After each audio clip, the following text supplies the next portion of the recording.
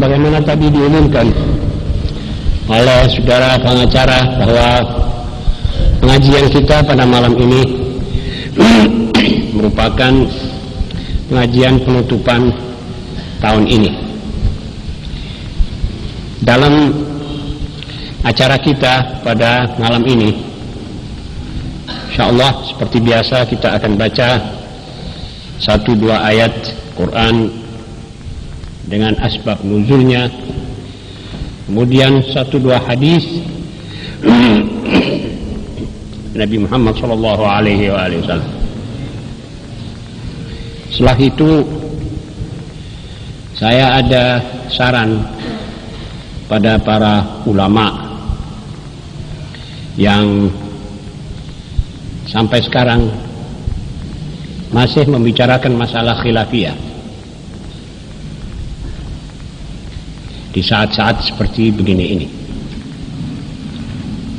Akhirnya saya akan juga jelaskan tentang pengumuman dari saudara panitia tadi mengenai pengajian yang akan kita mulai di Langgar Yapi di Jalan Kancilmas, insyaallah.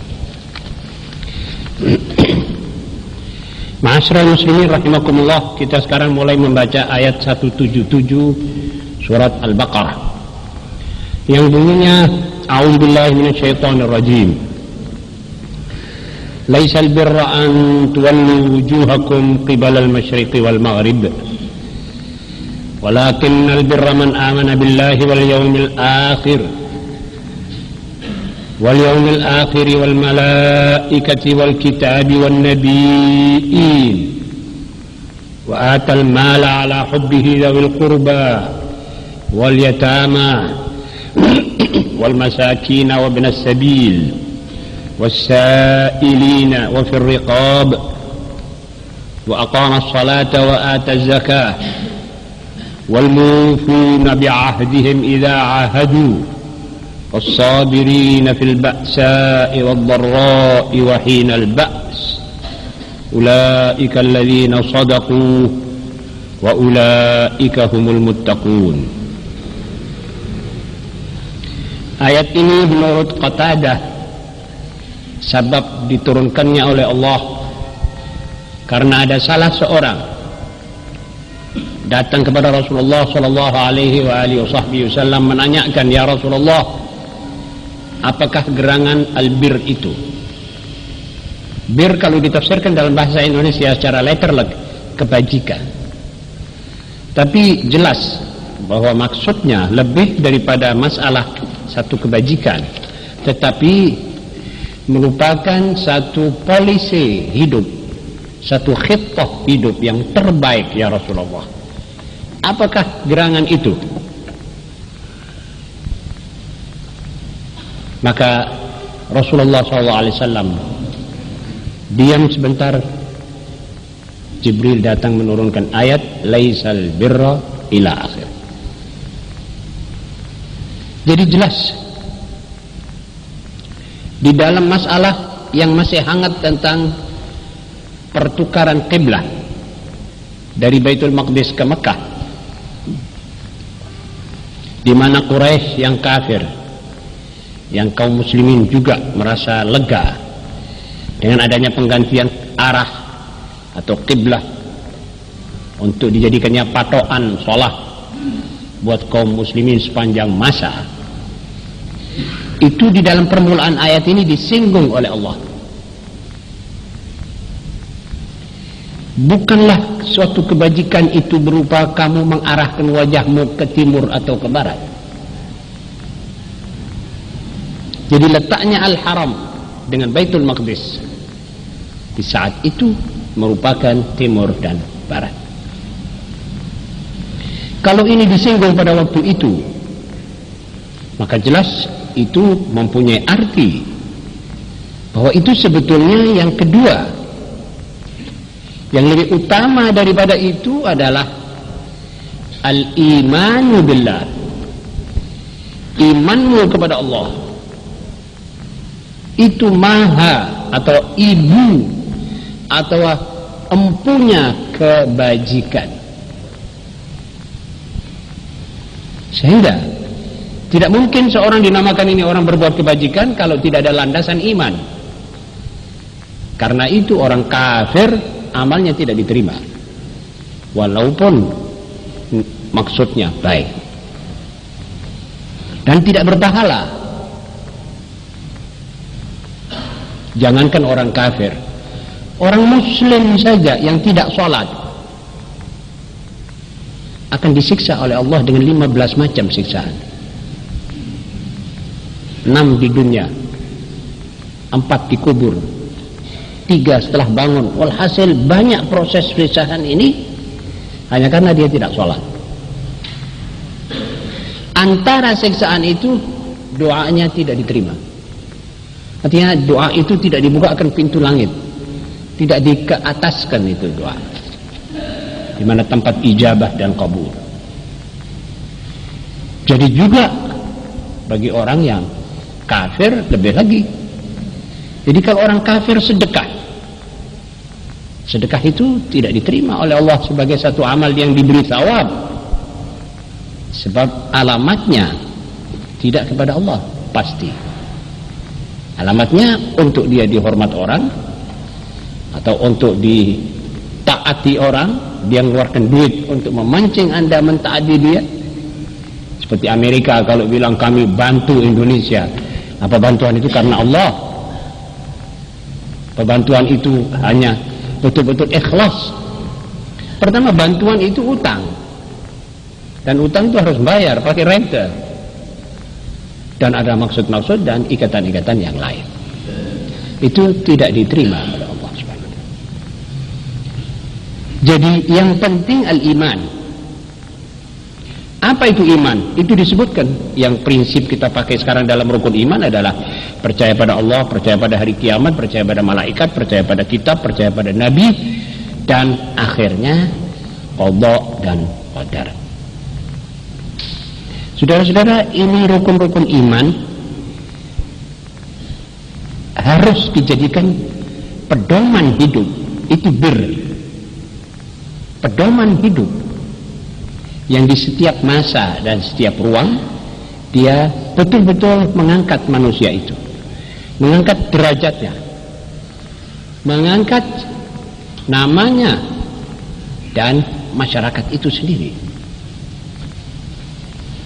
Karena itu iman pada Allah harus juga disertai dengan iman kepada hari yang akhir, hari kiamat. Karena hari kiamat adalah hari balasan. Kalau orang tidak percaya pada hari balasan, berarti amalnya tidak akan baik, tidak akan disengaja untuk dijadikannya suatu celengan buat hari di mana dia akan menghadapi nanti. Wal malaikah wal kitab wal nabiyyin wa atal mal, dan membelanjakan duitnya dengan kesukaannya dan kerelaannya kepada sanak saudaranya, dan kepada anak-anak yatim, dan kepada orang-orang miskin, dan orang-orang yang terputus dalam perjalanan tidak punya ongkos, dan kepada orang-orang yang minta-minta, dan kepada hamba-hamba sahaya. Kemudian diulangi lagi bab rukun Islam, wa aqamas salah wa ata zakat. Kemudian memenuhi janjinya sebagai muslim kalau mereka berjanji. Lalu mereka yang sabar, orang-orang yang sabar di dalam keadaan suka maupun duka, dalam keadaan yang sesulit-sulitnya, yang sekritis-kritisnya, dia tetap sabar, kuat. Wahinal ba's, dan sabar waktu di dalam peperangan melawan lawan-lawan Allah. Mereka itulah yang kami beri nama orang-orang yang benar, jujur, yang shadiq, dan mereka itulah yang dikatakan orang ahli taqwa. Jadi jelas daripada kesimpulan beberapa masalah ini, itu namanya albir. Itu namanya orang yang mempunyai kebajikan dan berpatokkan hidup dengan satu khittah yang jelas dan yang nyata. Karena itu orang mendengar Rasulullah SAW, waktu Rasulullah SAW menerima ini dari wahyu, maka orang itu dipanggil, mana tadi yang menanyakan tentang bir? Dia bilang, saya ya Rasulullah. Dengarkan, ini jawabannya. Dibacakan ayat ini. Masyarakat muslimin, kalau ayat ini tahun 1300 tahun lebih dulu, 1300 lebih, maka ayat ini sekarang mempunyai arti yang lain. Jadi dalam segi apa saja ayat ini masih bisa dipakai untuk seorang pribadi atau pemerintahan. Kalau ada satu pemerintahan Islam misalnya, jadi itu pemerintahan Islam tidak boleh ke barat, tidak boleh ke timur. Kalau di zaman sekarang, di tahun-tahun ini, nama barat dan timur diartikan nama komunis dan imperialis barat, maka komunis di timur dan Amerika di barat ini tidak boleh kita jadikan pegangan, tidak boleh kita berpegang dengan salah satu daripada kedua negara raksasa itu.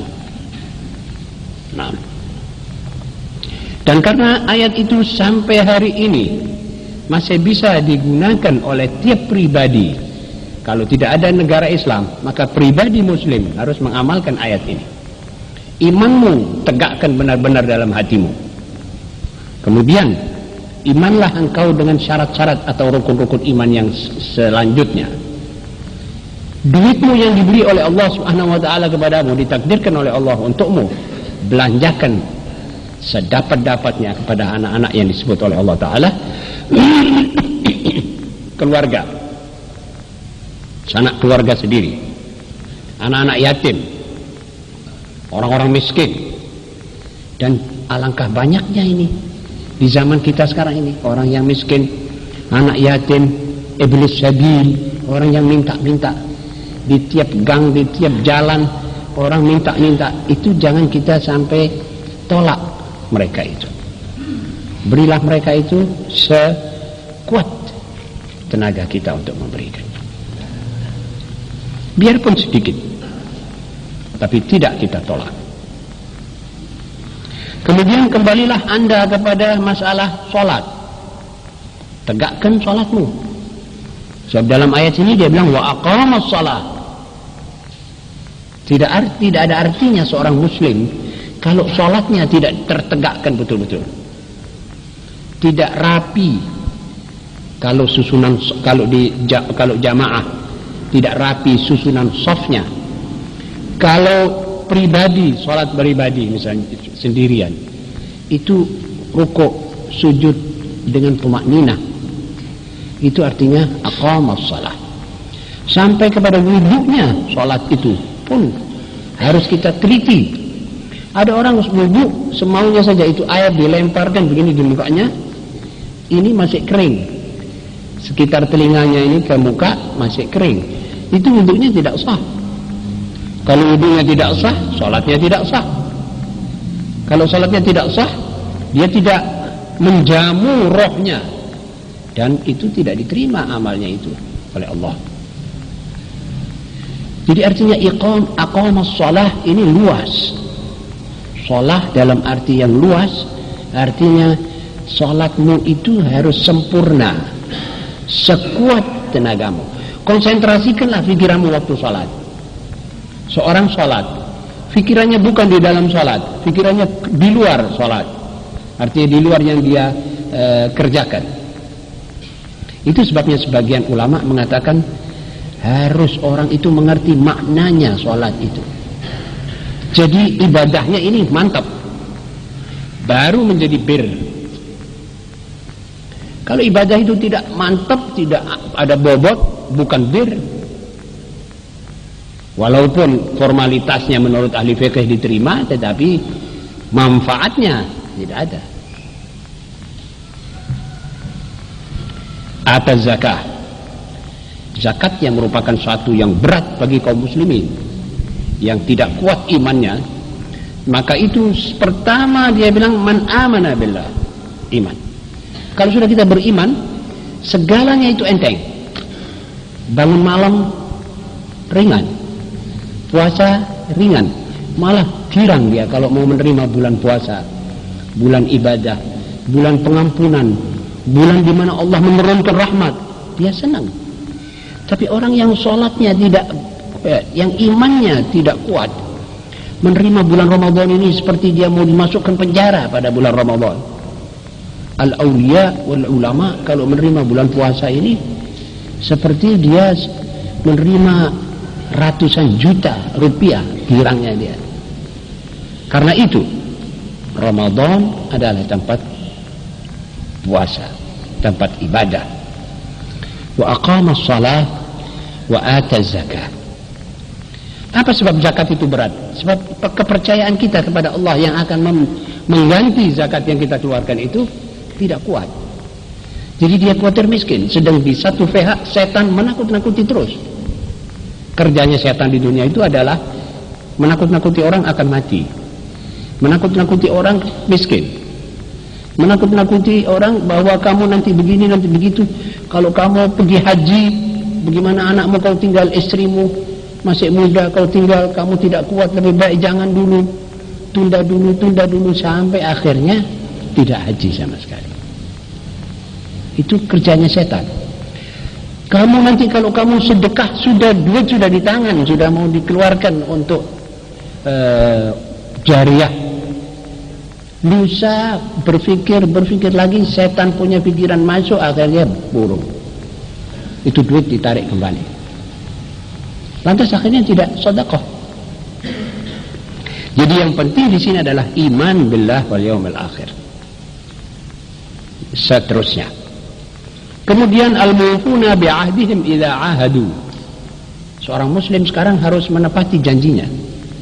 Yang pertama kita harus tepati adalah janji kita kepada Allah.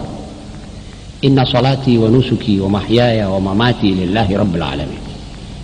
Salatku, hidupku, matiku, ibadahku, semua itu untuk Allah. Tepatilah janji ini.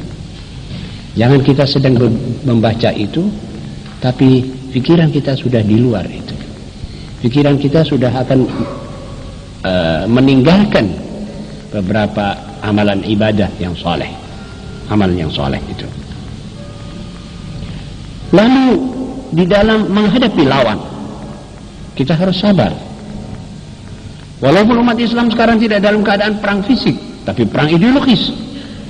Dan perang ideologis tidak kurang hebatnya daripada perang fisik. Perang ideologis perlu ketelatenan, ketekunan, kesabaran, keuletan. Sana mengatakan demikian, kita mengatakan begini. Terus dengan segala risikonya harus dipikul oleh umat Islam. Harus sabar. Menegakkan ajaran Allah Subhanahu wa taala itu tidak cuma kita orang seorang, tapi harus dicontohkan, diteladankan, didakwahkan, diajarkan. Tanpa memaksa orang untuk masuk agama kita, tapi kita harus berdakwah. Begitulah maksud daripada ayat ini.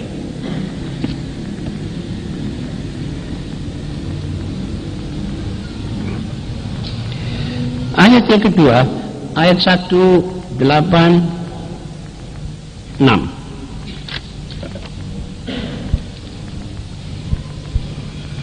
yaitu yang berbunyi wa idza sa'alaka ibadi anni fa inni qarib ujibu da'watad da'i ila da'an falyastajibu li wal yu'minu bi la'allahum yarshudun. Salah satu dari sebagian sahabat tanya pada Rasulullah SAW, ya Rasulullah, apakah Tuhan kita itu dekat dengan kita sehingga kita akan munajat dengan beliau dengan cara seperti kita berbisik-bisik, ataukah dia itu jauh lalu kita panggil dia? Nabi SAW diam sebentar, kemudian turun ayat wa idza sa'alaka ibadi anni.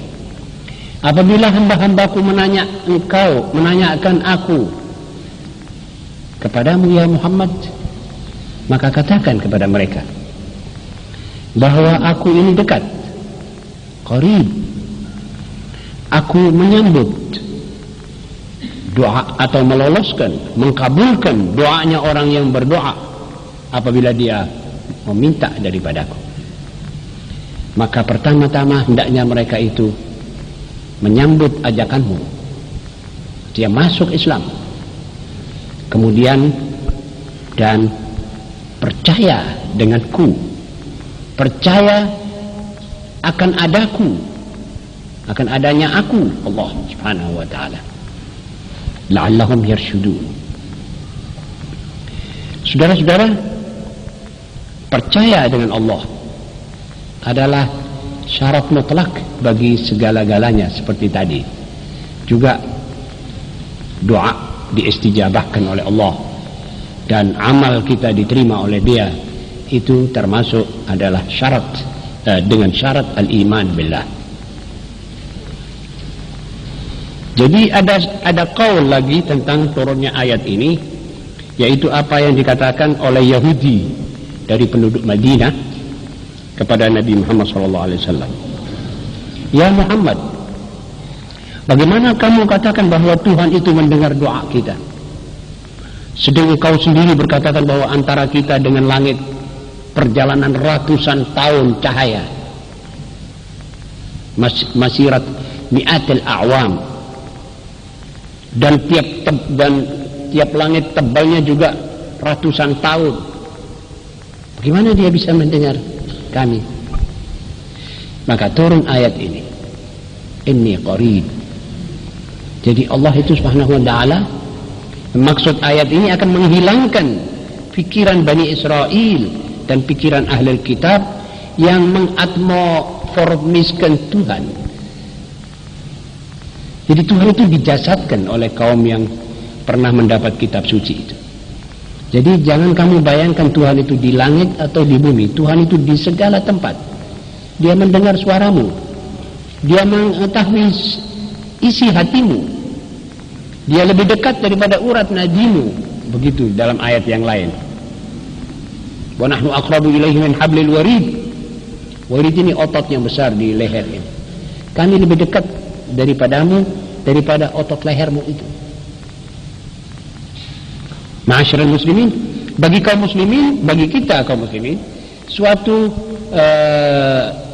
ajaran atau suatu yang digambarkan bahwa Allah itu tidak berjasad, sehingga dia mesti menempati salah satu ruang, di atas atau di bawah. Benar, malaikatnya di atas, mahligai kerajaannya di atas, tetapi Allah Subhanahu wa ta'ala tidak di atas, tidak di bawah. Itu semua sekedar simbol bahwa kami memiliki ini. Kami memiliki ini, planet-planet yang kamu lihat, tapi kami tidak menempati itu. Kami tidak perlu tempat. Memang secara akal tidak bisa dipikirkan. Bagaimana ada sesuatu yang ada tapi tidak bertempat? Tetapi iman billah harus mengatakan dia menguasai tempat, dia menciptakan tempat. Kalau pada malam Kamis yang lalu kita dengar sejurus tentang masalah gerhana bulan dan matahari, bagaimana itu bulan jalan dengan satu wajah, belakangnya itu gelap. Kalau bumi bulat, jalan berbulat, ini jalan begini, dan macam-macam, masing-masing saling tarik menarik. Daya tarik bumi, daya tarik planet-planet itu tarik menarik. Antara lain kenapa kita disuruh sholat? Kata Ustaz Abdurrahman Syahab bahwa kita bisa saja, karena supaya kita tidak pergi melihat-lihat matahari saja, terpesona oleh jalannya matahari waktu gerhana, tapi kita kerja ibadah. Tapi ada juga takwil bahwa masa gerhana adalah masa bahaya, dan Rasulullah SAW kalau melihat bahaya atau mengetahui ada bahaya, dia terus fazi'ah ila shalah. Begitu riwayat Bukhari, fazi'a ila shalah. Nabi itu kalau melihat angin deras kencang, dia terus sholat. Melihat sesuatu yang lain dari yang lain, dia fazi'a ila shalah. Artinya dia itu mohon, ya Allah, Engkau jangan jadikan ini guruh ini menjadi petir yang memakan kita, menghancurkan kita. Allahumma ja'alha riyahan wa la taj'alha rihan. Sebab ada kaum-kaum nabi-nabi dahulu disiksa oleh Allah dengan angin. Disapu sama sekali itu negeri dengan angin. Dan kekuatan angin bukan sedikit, saudara-saudara. Gempa, itu semuanya menyebabkan kita semuanya mengikuti Nabi Muhammad SAW. Bagaimana dia berdialog dengan alam raya. Jadi kalau ada sesuatu yang berbahaya atau menakutkan, Rasul terus pergi sholat. Juga gerhana. Dan malah sholatnya agak panjang. Sebab seperti besok tanggal 11 Juni ini, itu bulan terlalu dekat dengan matahari, dengan bumi. Dan kalau begitu dekat, sampai daya tariknya ini lepas, dia natap seperti kita ambil besi seberani dengan jarum, kita dekatkan sampai itu jarum pergi ke sini. Bagaimana saudara bayangkan ini alam jadi bagaimana? Hancur kita semua ini. Kalau bola yang berat ini bertatapan dengan bulan yang juga berat, bayangkan apa halnya kita. Rasulullah SAW menyuruh lekas-lekas kita ambil wudu untuk sholat al-khusuf. Dari mulai keadaan itu sampai selesainya. Biarpun sudah selesai, sholatmu jangan kamu buru-buru, selesaikan. Artinya kamu sudah diselamatkan oleh Allah SWT. Ini pengambilan sebagian ulama tentang adanya gerhana itu. Jadi ayat yang berikut ini tadi, kaum Yahudi mengatakan bagaimana Tuhanmu jauh kok bisa mendengarkah doa kita? Turun ayat ini tadi, wa idza sa'alaka ibadi anni fa inni qarib. Tinggal kamu buka mulutmu saja untuk memohon. Ada seorang ahli tasawuf dengan kata lucu, dia bilang bondo kita ini cuma mulut saja kita buka, kita minta, dan segala-galanya nanti akan diatur oleh Allah. Kita tidak disuruh lebih daripada mendoa. Ud'uni astajib lakum. Wahai kaum muslimin, lebih-lebih di saat seperti sekarang, di saat kita harus mendoa, lebih-lebih dari segala yang kita bayangkan adalah di bulan Ramadan yang akan datang. Kita harus mendoa, dan sebanyak-banyaknya doa kita minta. Sekian saudara-saudara mengenai tafsir, dan kita sekarang akan pindah kepada hadis.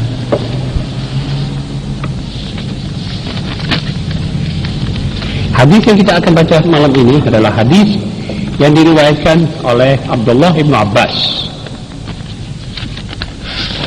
tentang tanda-tanda hari kiamat, supaya umat Muhammad SAW tidak kaget.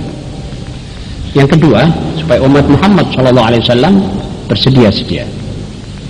Kalau sudah melihat tanda-tanda ini, dia harus lebih tekun, lebih hati-hati dalam segala gerak-geriknya, lebih beriman, lebih khusyuk. Jadi kalau punya duit, jangan terlalu lama ditunggu. Kalau punya kekuatan, jangan dibuang kepada maksiat. Kalau mempunyai kesempatan waktu, jangan diisi dengan main halma, main catur, atau main remi, main macam-macam. Ini harus kita isi dengan yang berisi betul. Sebab masanya sudah dekat. Nah, kita baca sekarang hari kiamat. Ini muqaddimatul qiyamah. Jadi Rasulullah SAW bersabda daripada riwayat Ibn Abbas yang mengatakan, menceritakan, Ibn Abbas menceritakan bahwa kami bersama-sama Nabi Muhammad SAW pergi ke haji, namanya haji wada'. Untungnya sahabat Nabi ya, bisa haji bersama Rasulullah SAW. Haji wada', dan haji wada' itu haji terakhir. Habis itu Nabi SAW berumur cuma, ada yang bilang berapa bulan, berapa hari, ada yang bilang 80 hari dan sebagainya. Jadi habis itu Rasulullah SAW meninggal. Di dalam Hajjatul Wada' ini Rasulullah SAW menitipkan banyak titipan kepada umatnya.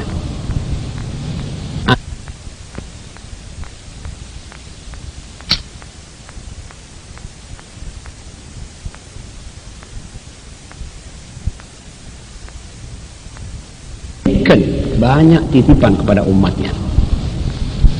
Antara titipan yang paling berat, yang paling besar, Quran.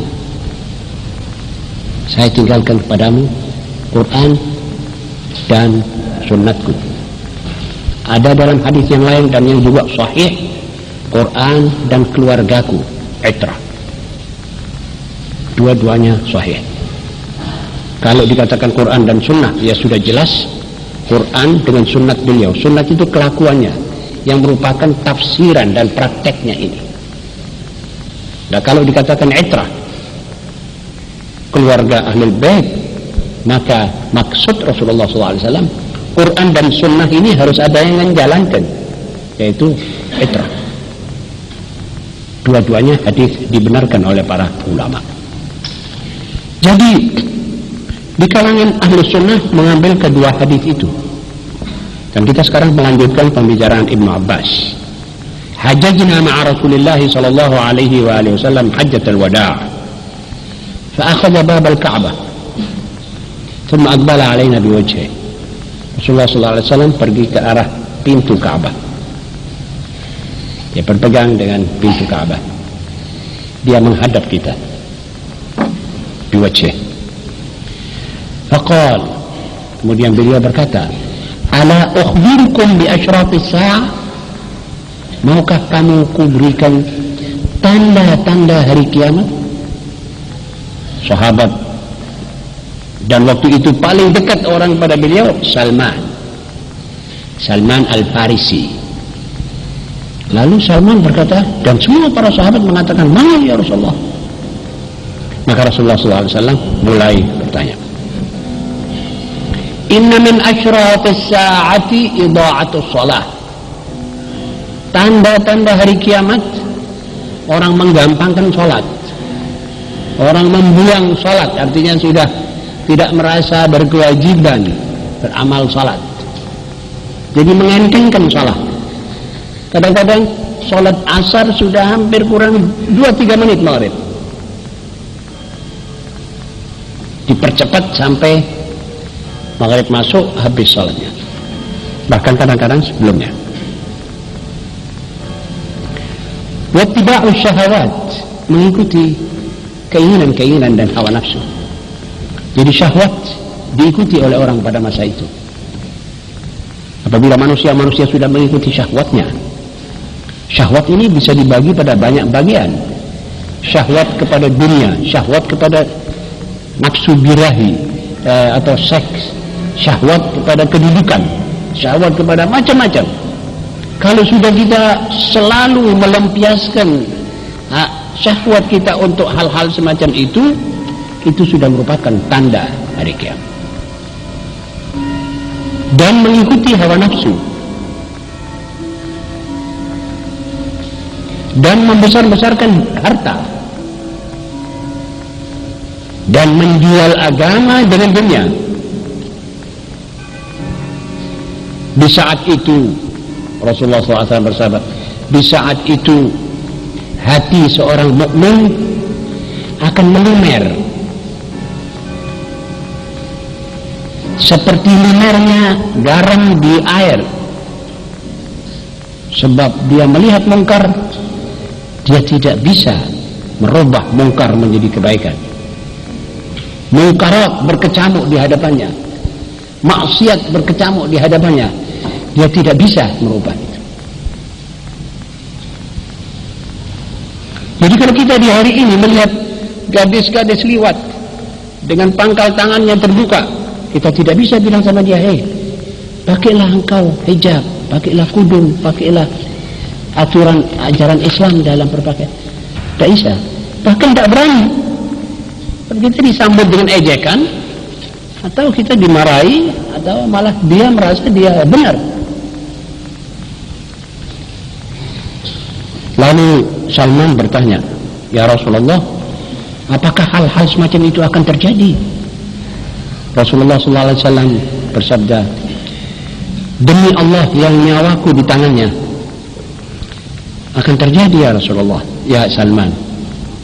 Dan di saat itu umat manusia akan dikuasai oleh penguasa-penguasa yang zalim dan wazir-wazir, menteri-menteri yang fasik, dan orang-orang yang dikatakan amanat tetapi lantas berkhianat. Orang-orang yang diamanati sesuatu lalu dia berkhianat. Salman bertanya, ya Rasulullah, apakah itu nanti akan terjadi? Dia bilang, ya Salman, demi Allah yang nyawaku di tangannya, itu akan terjadi. Dan di saat itu ya Salman, mungkar menjadi ma'ruf dan ma'ruf menjadi mungkar. Dan orang yang khianat dipercayai, diserahi segala pekerjaan. Dan sebaliknya, orang yang baik ditinggalkan. Orang yang bohong dipercaya dan orang yang jujur dibohongkan. Salman bertanya, ya Rasulullah, apakah hal itu akan terjadi sampai begitu? Dia bilang, ya Salman, iwallazi nafsi biyadih, indaha imaratul nisa. Nanti perempuan ikut berkuasa, ikut menentukan, ikut membuat hukum dan undang-undang. Lalu Rasulullah SAW menyambung, wa yajfur rajulu walidayh. Seorang lelaki bisa tidak berkesetujuan dengan kedua orang tuanya, bisa clash dengan kedua orang tuanya, tetapi dia berbaik budi kepada teman dan konconya. Jadi aneh, seorang bisa tidak cocok dengan kedua orang tua, tetapi dengan kawan-kawannya baik. Akhirnya Rasulullah SAW berkata, dan akan ada satu bintang berekor akan terbit, dan akan terbit bintang berekor. Salman bertanya, ya Rasulullah, wa inna hadha lakain? Qala Rasulullah sallallahu alaihi wasallam, walladhi nafsi biyadih, ya Salman, wa indaha tusharikul mar'atu zawjaha fi tijara. Di saat itu ya Salman, seorang perempuan membantu bersama-sama suaminya dalam bekerja dan berdagang. Dan hujan di saat itu malah membawa panas. Hujan tidak membawa dingin tapi panas.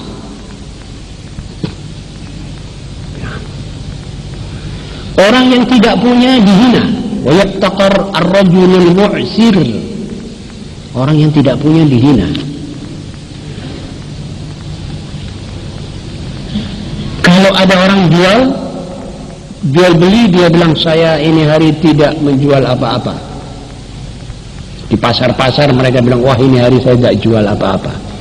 Kalau dia jual, dia bilang, saya tidak untung apa-apa. Dan tidak melihat orang, melainkan itu orang ngersulo, seakan-akan dia maitu Allah Subhanahu wa ta'ala. Salman berkata, ya Rasulullah, wa inna hadha lakain? Qala idza alladhi nafsi biyadihi ya Salman, indaha yalihim aqwamun in takallamu qataluhum wa in sakatu istabahuhum. Nanti akan ada satu grup atau kelompok manusia yang berkuasa, kalau ada orang berbicara dibunuh, tapi kalau mereka diam, diiles-iles, diinjak-injak, mengambil hak-hak mereka dan memperkosa kehormatan mereka, sehingga kamu tidak melihat orang waktu itu melainkan orang yang takut dan orang yang tidak bisa berbuat apa-apa. Salman berkata, sampai begitu ya Rasulullah akan terjadi. Rasulullah SAW bersabda, "Walladhi nafsi biyadih, inna 'indaha yu'ta bi syai'in min al-masyriq wa syai'in min al-maghrib yulawwinu ummati falwailu li du'afa'i ummati minhum yalina ummati." Nanti katanya ada orang-orang dari barat, ada orang-orang dari timur berkuasa atas umatku. Celaka umatku waktu itu. Ini Rasulullah SAW mengatakan demikian, tetapi tidak mesti orang barat, orang timur, tapi pikiran barat, pikiran timur, komunisme, sosialisme, dan kapitalisme, demokratisme ala barat, dan sebagainya, dan sebagainya. Itu bisa saja. Falwailu li du'afai ummati minhum wal wailu lahum minallah. Mereka tidak merahmati anak yang kecil. Mereka tidak menghormati orang yang tua. Mereka tidak bisa memberi maaf kepada orang yang bersalah. Berita-berita mereka adalah lacur. Ila akhir hadis. Kemudian Salman bertanya, "Ya Rasulullah, wa inna hadha lakain?" Rasulullah menjawab, "Walladhi nafsi biyadih, wa 'indaha yattafi ar-rijalu bir-rijal." Di saat itu ya Rasul, ya Salman, manusia lelaki-laki berkecukupan dengan lelaki, tidak mau perempuan. Itu artinya homoseksual. Sebagaimana saya katakan kepada saudara-saudara pada beberapa majelis, di Eropa, di Amerika, itu homoseksual hampir dibenarkan. Sampai ada satu gereja namanya The Church of Homosexual, gereja homo. Laki-laki dengan laki-laki dan perempuan dengan perempuan. Dan anak-anak muda, jejaka-jejaka itu dicemburoni sama lelaki-laki seperti anak gadis. Dan di saat itu orang laki-laki memirip-miripkan dirinya, meniru-niru perempuan dalam pakaian, dalam segala-galanya. Dan laki-laki dan perempuan melaki-lakikan diri. Ya sebagaimana sekarang ada orang laki-laki pakai anting-anting, pakai gelang. Kadang-kadang dia melihat perempuan pakai kaos sampai di pangkal pahanya, dia sekarang memakai sampai pangkal paha. Yang belum insya Allah cuma BH sama rok pendek saja belum. Tapi saya kira itu menyusul. Kalau melihat keadaannya ini, setiap orang sudah tidak berpikir. Akal itu sudah jarang digunakan orang. Coba orang ini maha suci Allah yang telah memberikan akal kepadanya. Kalau dia mau menggunakan akalnya, dia tidak sampai sesat. Apalagi bersinarkan wahyu, dia akan betul-betul terpimpin. Salman berkata, "Ya Rasulullah, apakah hal itu masih akan terjadi?" Dia bilang, "Ada lagi ya Salman.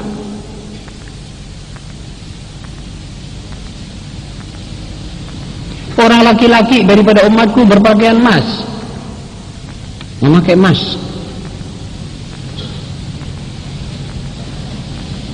Tatahalla dhukuru ummati bil-dhahab wa yalbasuna al-harir wad-dibaj." Mereka memakai pakaian sutra. Wa yattakhiduna juludan numuri sifadan. Dan kadang-kadang mereka memakai baju daripada kulitnya macan, doreng itu. Karena memakai itu. Bisa juga dari kulitnya macan atau tiruan kelir dari kulitnya macan. Itu dijual. Di zaman ini di mana kita hidup membaca hadis ini. Kemudian Salman berkata, "Ya Rasulullah, apakah sampai begitu?" Rasulullah SAW bilang, "Tunggu dulu. Ada lagi. Di saat itu nanti riba akan muncul. Tidak ada orang selamat daripada riba. Wa yata'amaluna bil ghibati war risha. Wa yud'u ad-din wa yurfa'u ad-dunya." Agama dibanting, dihempaskan ke bawah, tetapi dunia disanjung. Dunia dan segala keduniaan itu disanjung, Tapi agama dan yang berbau keagamaan ditaruh ke bawah, tidak diindahkan. Manusia hampir semuanya bekerja cuma suap menyuap, yata'amaluna birrisha. Artinya tidak bisa kerja kalau tidak ada pakai suap. Qala Salman, wa inna hadha laka'inan ya Rasulullah. Faqala i walladhi nafsi biyadih ya Salman, wa indaha yakthuru at-talaq fala yuqamu lillahi hadd. Rasulullah waktu ditanya oleh Salman, apakah itu nanti akan terjadi? Rasulullah SAW bilang, na'am, itu nanti akan terjadi. Dan di saat itu tolak akan banyak. Orang laki-laki mencerai istrinya. Dan untuk hadnya Allah itu tidak pernah ditegakkan. Seperti pencuri dipotong tangannya, itu akhirnya surut. Tidak ada lagi. Kalau saudara tanya kenapa ada tolak banyak, bagaimana tidak banyak cerai? Keadaan waktu ini sudah kabur. Ini orang lebih senang hidup di dalam anarki seksual. Jadi kalau orang hidup dalam kekacauan seks itu lebih senang. Tidak mau mengindahkan hukum Allah, tidak mau pelin-pelan di rumah, tidak mau berhati-hati dalam bertindak. Yang perempuan genit-genitan, saling tarik-menarik laki-laki. Laki itu punya suami, punya istri atau tidak peduli. Pokok aku menarik laki orang. Akhirnya tarik-tarikan laki, banyak cerai. Akibatnya. Salman bertanya, ya Rasulullah, apakah itu masih terjadi, akan sampai begitu ya Rasulullah?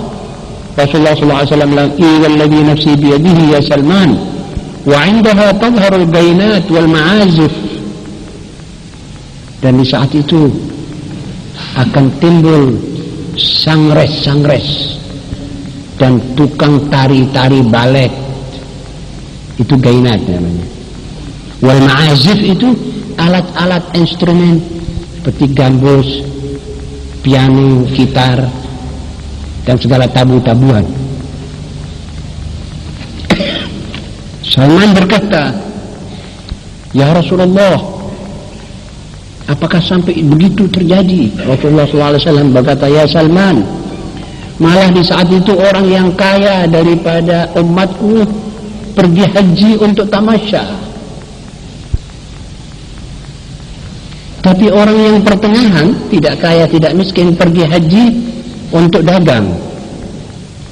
Ya, bawa barang-barang dagangan.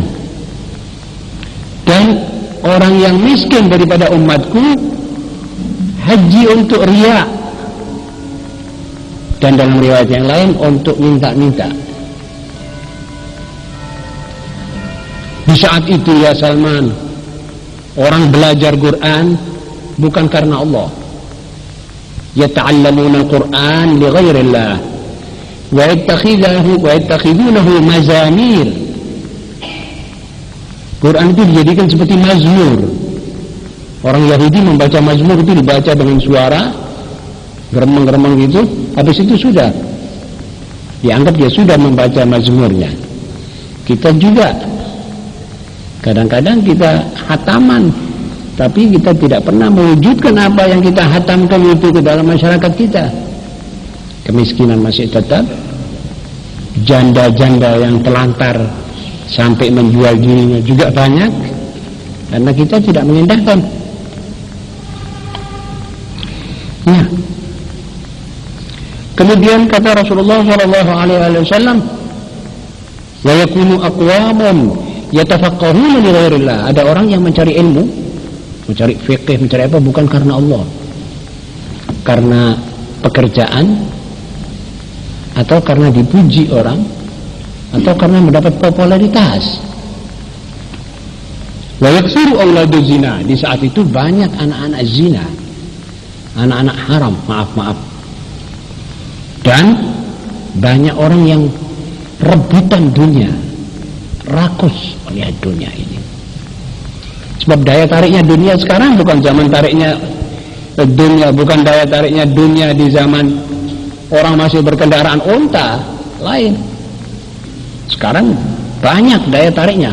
Kalau orang tidak kuat, bisa rusak imannya, bisa rusak pikirannya, bisa ketarik melihat gedung-gedung yang mewah, melihat mobil-mobil yang mulus dan sebagainya dan sebagainya.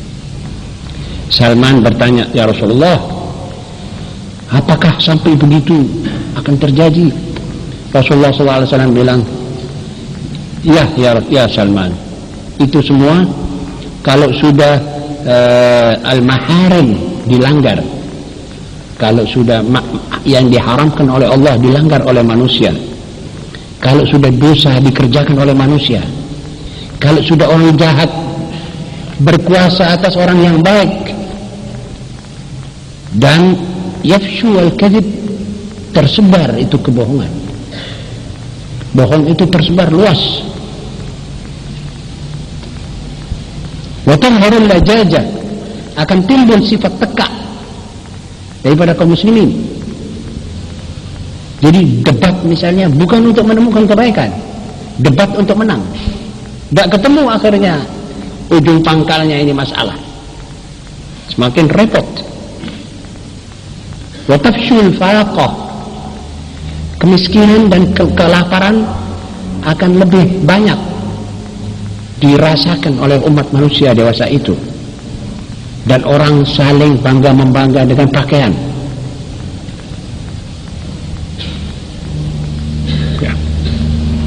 Wa yunkiruna al-amra bil ma'ruf wan nahyi 'anil munkar. Kalau ada orang beramar ma'ruf nahi munkar, ditangkap, dimarahi. Kenapa kamu bicara begini? Wa yunkiruna al-amra bil ma'ruf wan nahyi 'anil munkar. Hatta yakunul mu'minu fi dzalika zaman adzalla man fil ummah, sehingga orang mukmin di zaman itu nanti, ya Salman, paling hinanya orang di dalam masyarakat. Wa yahru qala Sufyan wa inna hadha lakainun ya Rasulullah, qala ya Salman walladhi nafsi biyadihi fa indaha la yakhsha al-ghani illa al-faqr. Di saat itu ya Salman, orang kaya tidak takut melainkan kepada miskin, pada kemiskinan, pada kekurangan, padahal mestinya dia takut kepada Allah Subhanahu wa ta'ala. Sehingga orang di antara Jumat dan Jumat minta, tidak ada orang yang ngulur tangannya untuk memberikan apa-apa, saking khawatirnya orang miskin. Orang tidak mengeluarkan hatta sedikit daripada kekayaannya. Dan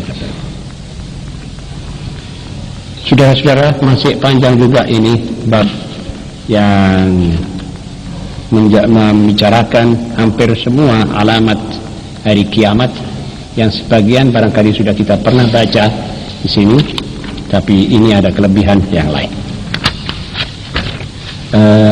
Saudara-saudara, kemudian acara yang ketiga, yaitu menyimpang dari acara ini. Saya baru-baru ini ada seorang teman datang membawa kepada saya satu risalah kecil, brosur kecil, judulnya Tahlil. Ya sudah seperti mana biasanya orang tersebut menganggap bahwa tahlil itu adalah bid'ah dan seterusnya. Saudara-saudara, saya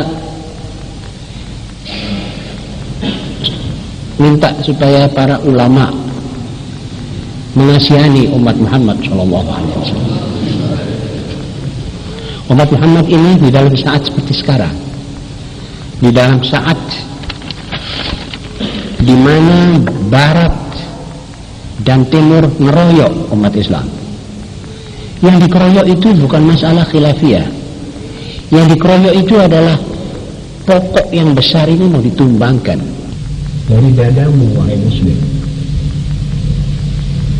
Karena itu disebarkan paham sekularisasi.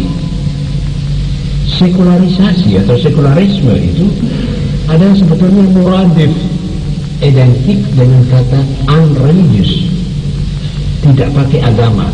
Cuma mereka begitu hati-hati dalam mengemukakan, dia tidak mau bilang tanpa agama, tapi dia bilang sekular, lebih lunak. Kalau dia mau nyeret wanita ke tengah, dia tidak bilang baik wanita ini dikeluarkan di luar supaya diganyang oleh kaum laki-laki, tapi dia bilang emansipasi wanita. Dan ini keahlian syaitan dalam saat ini. Kita ini sekarang dirongrong di dalam sekularisasi. Sekularisasi dalam pendidikan dan pengajaran. Apa latar belakangnya sekularisasi dalam pendidikan dan pengajaran? Kalau umat Islam tidak diajar agamanya, disekularkan dari agama, berarti nanti dia lama-lama, sebagaimana yang dikatakan oleh Lord Cromer, kita kan cuma niru saja sekali. Yang menciptakan ini adalah Barat. Dalam sidang-sidang Dewan Gereja Internasional di Lucknow, Lord Cromer berkata, sekulerkan ini umat Islam. Jadi jangan beri tentang agamanya. Kalau kita beritahu tentang agamanya, dia nanti merangkul agamanya terus. Pisahkan dia dengan agama mulai dari sekolah. Nanti kalau dia sudah besar, dia sudah lupa pada agama. Bahkan kalau dia tidak tahu agama, dia akan memusuhi agama itu sendiri. Jadi dia itu sendiri memusuhi agamanya, sebagaimana yang Anda lihat di dunia sekarang. Kenapa orang-orang penguasa orang Arab di sana tidak maukan Islam? Kenapa seperti Raja Hussein di Jordan tidak mau Islam? Apa dia tidak tahu Islam? Dia turunan orang Islam. Tapi karena dia dari kecil disekulerkan. Itu sistem Barat. Ada satu kaidah dalam ilmu jiwa mengatakan orang yang tidak tahu sesuatu lantas dimusuhi, biasanya memusuhinya. Orang yang tidak tahu main catur, dia bilang apa catur? Jadi dia tidak tahu main catur. Orang yang tidak tahu tembungan, dia bilang apa tembungan? Jadi umat Islam sekarang dijauhkan dari Islam dengan sekularisasi sampai dia benci kepada Islam. Soalnya dia tidak tahu apa itu Islam. Kalau kita bilang iki haram loh, iki halal, iki haram, kabeh haram, marah dia. Dia tidak bilang sami'na wa ata'na, ghufranaka rabbana wa ilaikal masir. Sebab dia dari kecil disebutkan dalam pelajarannya. Kemudian sekularisasi dalam penerangan, dalam mass media yang kita dengar atau yang kita lihat, majalah-majalah, TV dan macam-macam. Sekularisasi. Ada satu adegan di TV yang kalau tidak salah ada orang datang bilang sama saya tidak punya TV. Dia bilang datang sama saya, ada satu adegan bahwa ada satu orang laki-laki bekas pegawai negeri yang dia korup, lalu dia dipecat, akhirnya keluarganya sengsara, akhirnya dia bersedia menjual istrinya. Yang membeli itu dengan tawar-menawar bekas bosnya. Kalau 200 aku belum, 200.000. Atau bagaimana understanding dijual. Saudara-saudara, ini sekularisasi, ini mempercontohkan sampai ada orang menjual istrinya. Apa ini dunia, saudara-saudara? Ini sekularisasi. Majalah, surat kabar, tidak ada satu zikrullah. Kemudian rangsangan-rangsangan untuk seks di mana-mana. Secara yang kita lihat, audio visual atau yang kita baca. Kemudian sekularisasi dalam undang-undang. Jadi sekularisasi dalam ta'lim, sekularisasi dalam penerangan, sekularisasi dalam undang-undang, sekularisasi dalam segala-galanya. Ini zaman yang dikatakan oleh kaum imperialis Barat, zaman kita cekek umat Islam penghabisan. Ya, orang kira umat Islam akan habis. Sebetulnya tidak demikian. Ma'asyiral muslimin, di zaman seperti sekarang ini kita bicara tentang tahlil dan talqin. Bagaimana saudara punya pandangan? Bagaimana saudara punya pikiran? Saya sarankan pada para ulama, kasihanilah umat Muhammad SAW. Jangan kamu kasih umat Islam menuduh kamu, wahai ulama yang seperti ini, bahwa kamu ini salah satu daripada 3 ulama yang mau mencari duit, atau ulama mencari popularitas, membawa